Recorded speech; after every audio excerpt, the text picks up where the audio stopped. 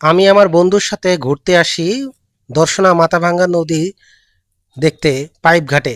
আমি দেখে অবাক হই, এখানে পানি উঠে এত বাজে অবস্থা হয়ে গেছে, মানে এক কথা বলতে গেলে বন্যা হওয়ার উপক্রম হলে যা অবস্থা হয় সে তার থেকেও বেশি কিছু।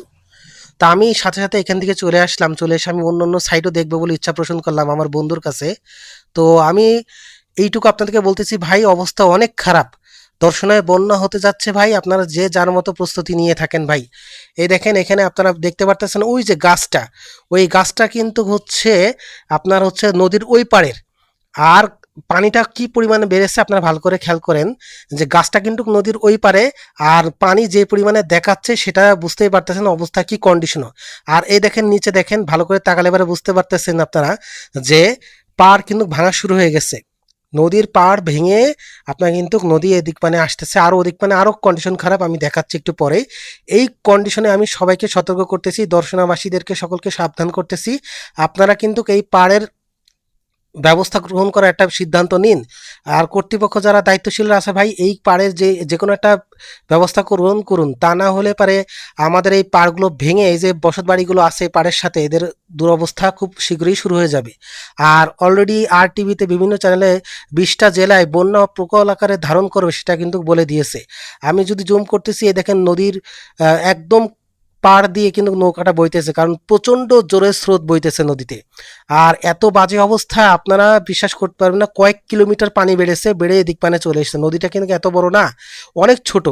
তো আমি সামনের দিকে যাইতেছি, এদিকে ভালো করে লক্ষ্য করে নেই, দেখেন সামনে কিন্তু নদীটা ভেঙে দেখেন পানির ভিতরে ঢোকা শুরু হয়ে গেছে, দেখেন পানি ভিতরে ঢুকতেছে খুবই ভাঙতে ভাঙতে।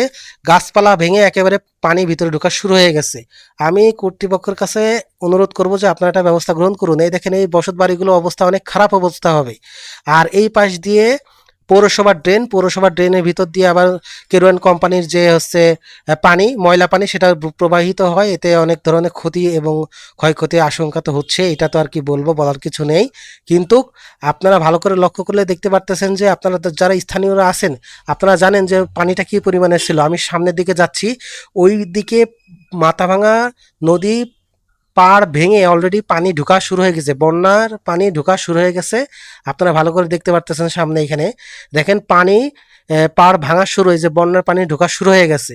এখন যদি একটা ব্যবস্থা না করা হয় তাহলে কিন্তু একটা খারাপ অবস্থা হবে। আপনারা দেখতেছেন মাটি ভাঙতেছে, এই যে মাটি ভেঙে ভেঙে পড়ে পড়ে এই অবস্থা আস্তে আস্তে হইতেছে।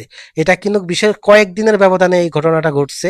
আপনারা যদি এর ব্যবস্থা গ্রহণ না করেন, যারা দায়িত্বশীল আছেন নিশ্চয়ই, যারা পাড়ের সাথে সাথে আছেন তারা নিজ নিজ দায়িত্বে আপনারা নিরাপত্তা গ্রহণ করুন নিজের। এই দেখেন সামনে যে গাছটা দেখতে পারতেছেন, গাছের কন্ডিশন দেখেন, পাড় ভেঙে গাছ উপরে গিয়ে পানি ঢুকতেছে। অথচ এই বিষয়গুলো কিন্তু হচ্ছে উচিত ছিল বিভিন্ন সাংবাদিকদেরকে, যে তারা হচ্ছে এই ব্যাপারটা কিন্তু হচ্ছে প্রচারণা করবে, মানুষকে সতর্ক করবে, এই বিষয়গুলো কর্তৃপক্ষের কাছে জানাবে যে এরকম ঘটতেছে।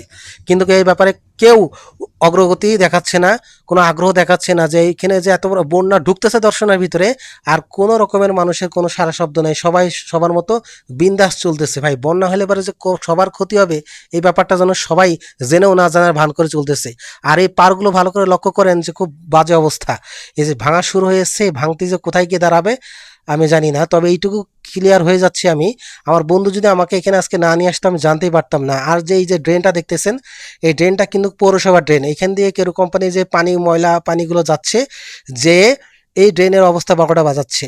আপনারা ওই দিকে দেখতে পারতেছেন যে কেরু কোম্পানির জন্য আলাদা কিন্তু একটা হচ্ছে আপনার ইয়ে আছে, পানি যাওয়ার একটা রাস্তা আছে, সেই রাস্তাটা আমি দেখাচ্ছি। আর আমার পিছনে দিক থেকে দেখতে পাচ্ছেন এই যে ময়লা বিষধর পানিগুলো কেরু কোম্পানি যাচ্ছে এদিক দিয়ে, এই পানিটা কিন্তু এক প্রকার অ্যাসিড। আর এই অ্যাসিডের কারণে দেখেন এখানে একটা আপনার সুইচ গেট মতো ছিল, সেটা কিন্তু পুড়ে গিয়েছে।